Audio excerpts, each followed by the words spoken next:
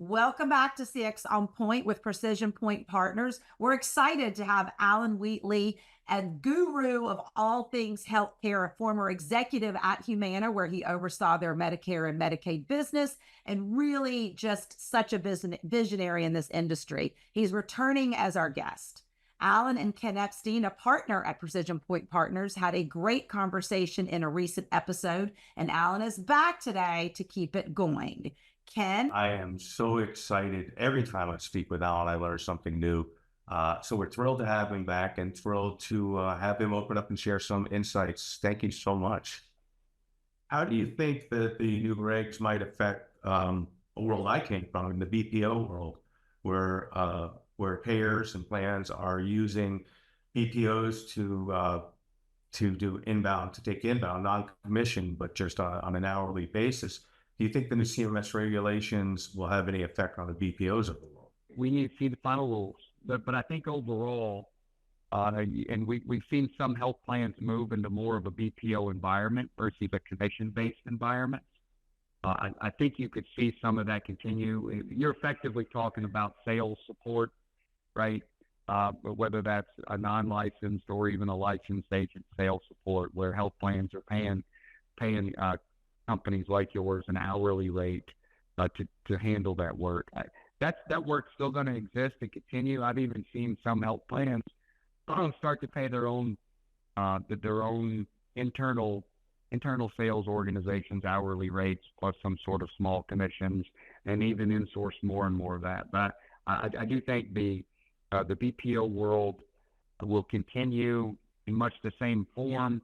Growth rates will slow the amount of need there, but overall, I think as health plans continue to look for ways to differentiate and cut costs, if they have a good plan offering, health plans leveraging BPOs on an hourly basis could be a very smart one. Yeah, as you talk about the need to cut costs, the elimination of the annuity certainly would help them to get their arms around that a little bit better, I think.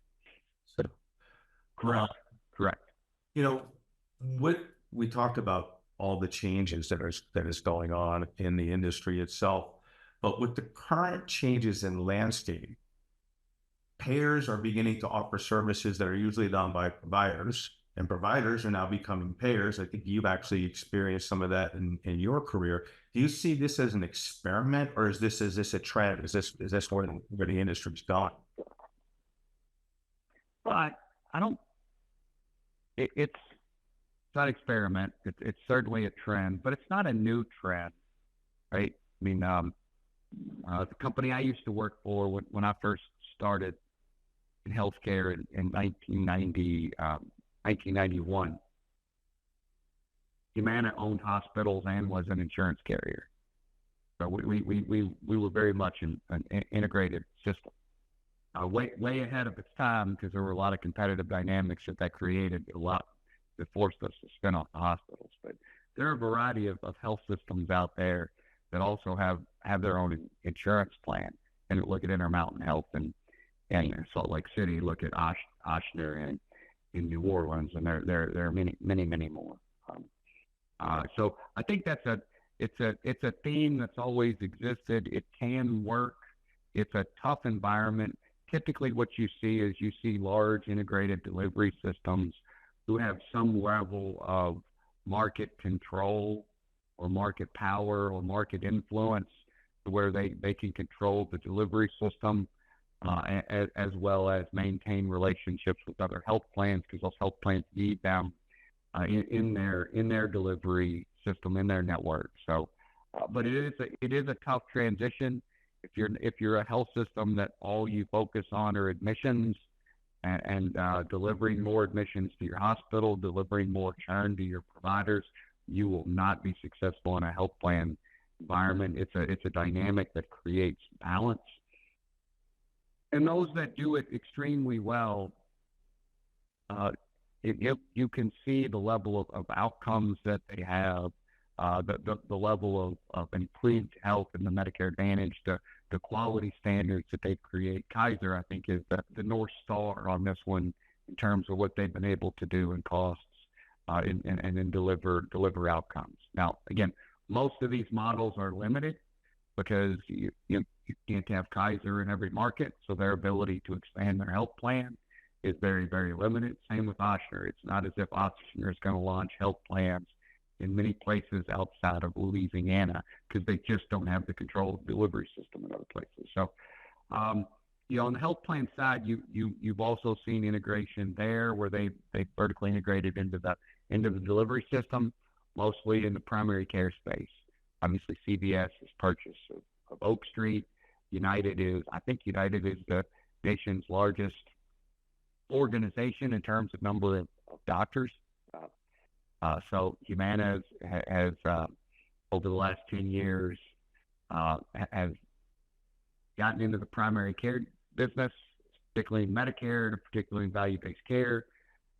So many health plans are thinking that way and in that space. And I think it's a space that's seen tremendous growth over the past 10 years. I think the growth rate's going to be slower and harder because of all the cost pressure and the capital requirements and the long tail that it takes for turning those clinics into a profitable clinic is a very, very difficult task and very, very long tail on it. So maybe a large system like a Cleveland Clinic, let's say, do you see them perhaps thinking about inaugurating their own health plans similar to Kaiser? I won't speak to what a Cleveland Clinic is going to do.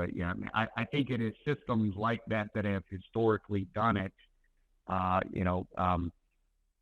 We'll see about the capability or the desire, because getting into the health plan business isn't fun. It takes a certain level of intestinal fortitude, irrespective of how experienced, how much of the market you may manage or control in terms of delivery system. There are a variety of different models. Back when I was at Humana, we used to work with Cleveland Clinic. We had a very, very strong positive relationship with that organization, and a strong value-based relationship with them. And so, but organizations like that have the network presence to be able, and the brand presence to be able to think about the health plan business. Something that's always, and certainly you have had a lot of experience and exposure to, but it seems as though healthcare customer members, they seem to need to interact with their payers usually on their worst days. What CX lessons could others learn or derive from your experience? I mean, we talk about compassion, we talk about empathy, but is there anything? Is there a silver bullet there? There isn't a silver bullet, and you're right. Most of us, all three of us on the phone, likely, only try to understand what our health plan benefits are when we're sick and need care. We used to do studies with the Medicare business. We had to send out what's called an annual notification of change. So I would send 100% of my population the annual notification of change document, which told them what their new benefits were, what their new costs were, premiums if they had one. And the studies we had showed only 25% of those folks actually even read the document. So I think those percentages have gone up with the level of marketing that exists. But my point is most people don't even understand what they have until it's time. So what health plans have to do, and their BPO partners have to do, is make every interaction count and deliver the best possible service. Because when my son is sick and he needs care and I can't get care because my health plan is in the way, I am frustrated. So what I have to believe is, do I trust my health plan? And when I call them, am I going to get action? So making every interaction leading up to that event count, such that the member understands that they just need to call their health plan, and the health plan will help them figure out what it is they need to do. Because oftentimes it's not actually the health plan in the way. There's a confusion on either the provider side or the member side because of lack of education on exactly how the process has to work or should work or needs to work. So building interaction on top of positive interaction on top of positive interaction is the best thing you can do. And then having service be available 24/7 and some level of access is so important to individuals that need care. So, as you think about as a health plan, you better think about the best partners. Who are your best partners? And all the things we've talked about leading up to this conversation, Ken, it's been about cost. The health plans that I love competing against the health plan. That's all that they care about. Because there's a blend between cost and quality that you're going to have to strike. And if you do that right, that gives you the best chance to have the most positive interactions and to be able to help your member at the point in which they need it. So just, again, continue to figure out how you're constantly as a health plan thinking about cost and quality in every interaction, especially from the service side. Because your customer service reps are your entry point, and that is the individual your members are talking to when they interact with the healthcare system. What changes to the Medicare landscape? We talked a lot about Medicare. In your opinion, have had the most impact over the past few years, and what kind of changes do you think companies and individuals should be prepared for going forward? We've kind of talked about all of them. I'll just summarize them again and emphasize one that I probably didn't touch on quite as much. One, from a Medicare Advantage standpoint, access. The ability for a consumer to understand what benefits are out there for them that can help maximize their value of the Medicare dollar and get the most for their Medicare dollars, really, really important. And so access to brokers, access to information. I mean, I know CMS is worried about the level of marketing out there and how much spend has evolved or how much spend exists in Medicare Advantage plans for marketing, but it does do something very good for consumers because it gets the consumers thinking about their health plan at the right time and allows them to maximize their benefits from year to year. And if you're a Medicare eligible customer, having that access is important. Kind of last thought on my mind is what changes to the Medicare landscape have had the most, in your opinion, the most impact over the last few years? I know we talked about a lot of them already. And what changes do you think companies and individuals should be prepared for going forward? It's a great question.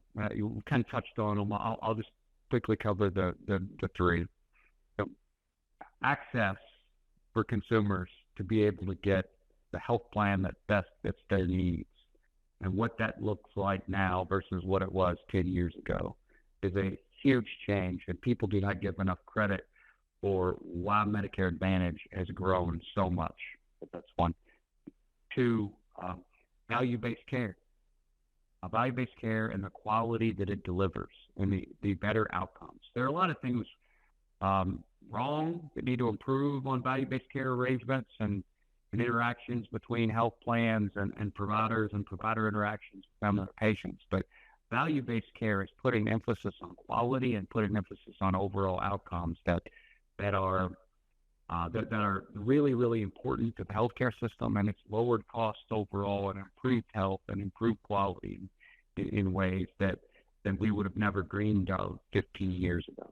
So that's those things are really important. And I mentioned it earlier, but interoperability, we always used to function in our silos, but with the advancement of technology, with the ability for health plans and providers to penetrate EMRs and to share data and to get data to flow across the system and flow between a health plan and a provider, that has helped enhance the system's ability to deliver better outcomes. So a lot of the horsepower behind value-based care is through that interoperability and through the data sharing.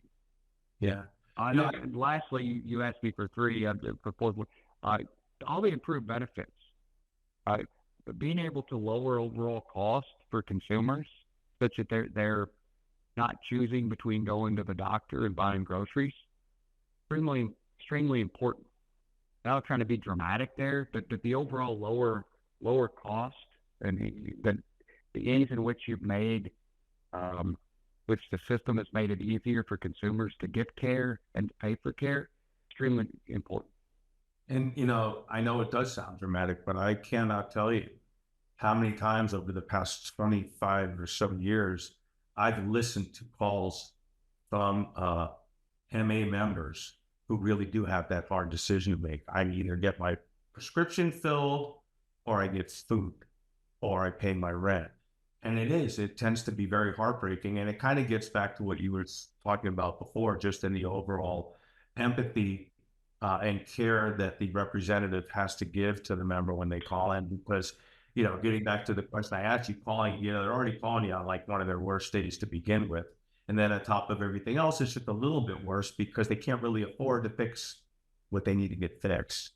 So, and one last thing I'm going to bring up because you mentioned it, as an organization working very closely with healthcare groups, interoperability has been such a hot topic. We've had so many customers and prospective customers come to us to help figure out how to get these disparate systems to speak with each other. You feel it's getting better? The technology is there now where different EMRs can communicate across those channels? Yeah, 100%.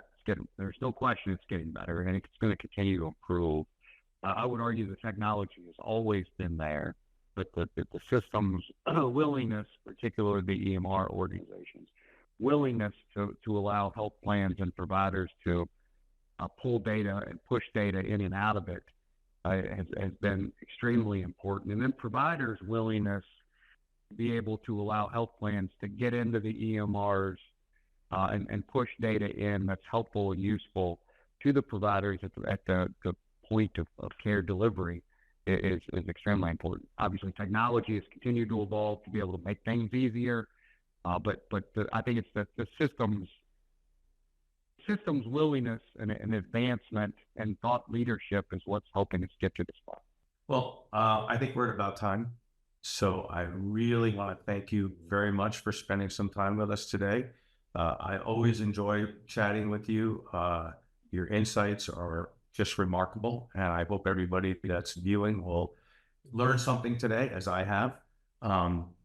Thanks so much for joining me. I really appreciate it. Happy to be here. Enjoyed the conversation. Great questions.